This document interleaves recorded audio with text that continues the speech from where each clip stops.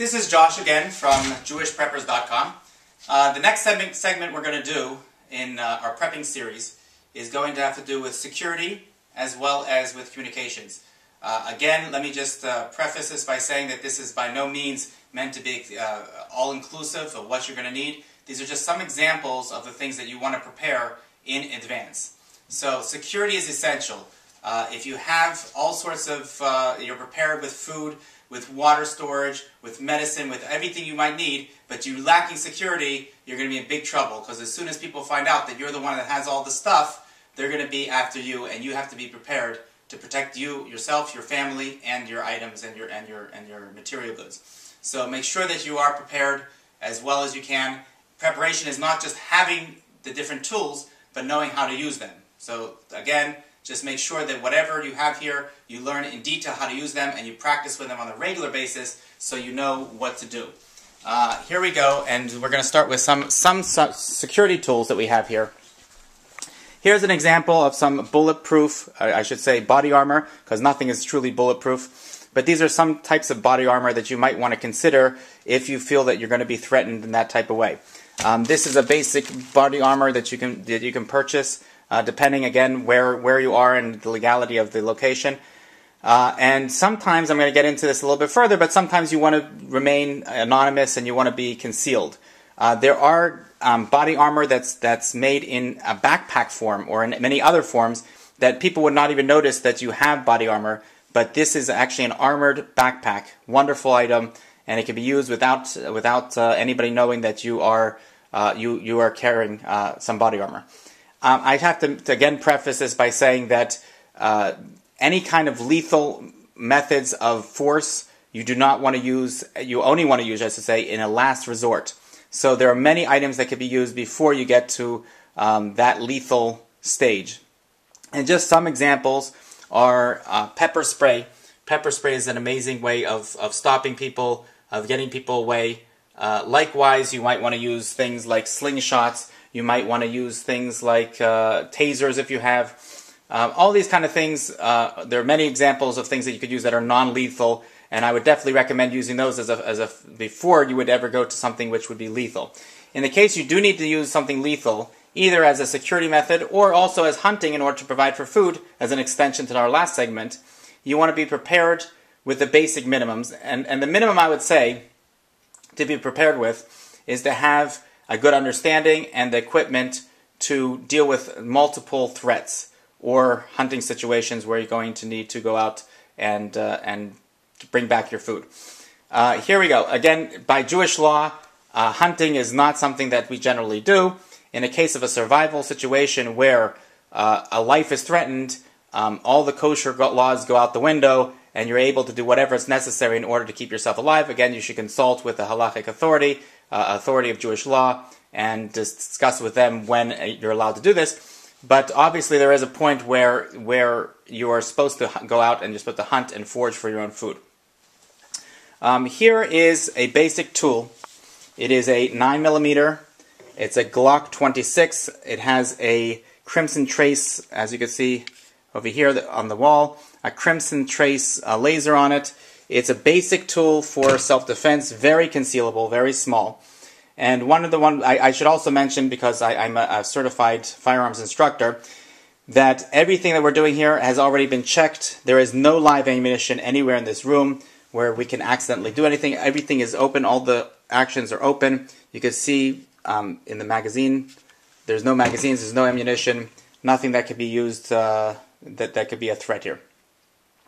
That having been said, this is a wonderful concealable tool that could be used for self-defense.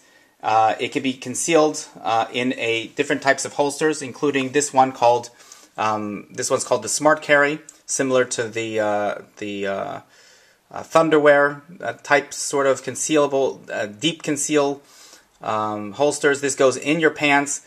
Nobody knows what you're wearing. Nobody knows that you're wearing it, and it's very concealable. Again, in a disaster situation, you probably don't need to conceal your guns. You probably want to use it as a deterrent, so you probably want it out. And keep in mind that this Glock 26 is even though it's small, it's a mini Glock.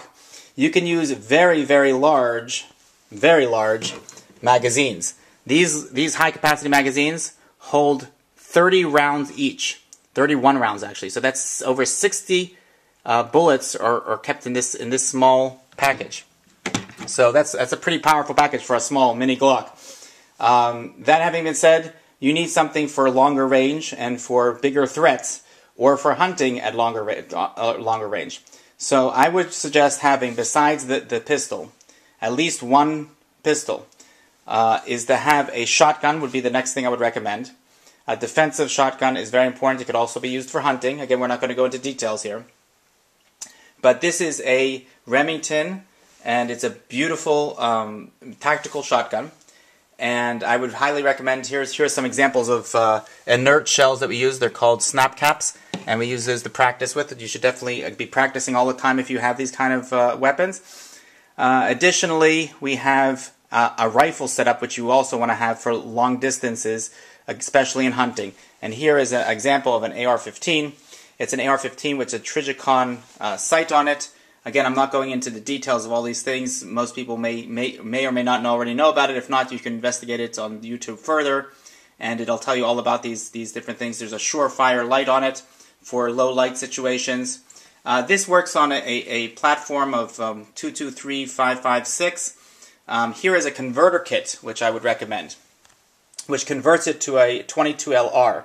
And with this 22LR, this has two purposes. One purpose is to practice, because it's a lot cheaper to fire the 22LR, but also if you're shooting at small game, you don't want to be firing too large of a round because you'll destroy it. So you definitely want to use a smaller round. 22LR is perfect for that.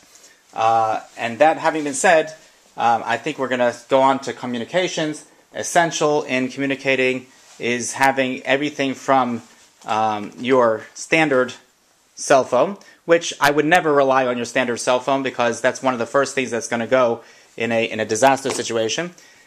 You should have communication both one-way and two-way.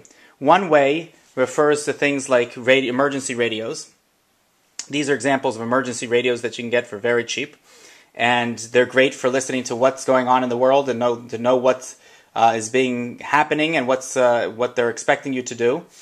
Whether or not you listen to that is up to you, but communications additionally goes on to things like simple walkie-talkies. If you have a walkie-talkie system that your family knows how to use and knows how to use in case of an emergency, very essential.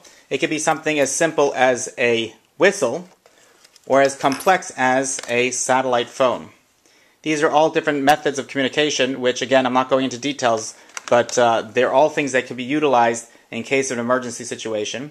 In order to power things, you're going to need a certain amount of power, and I think we're going to save that for the next segment because this one's getting a little bit long.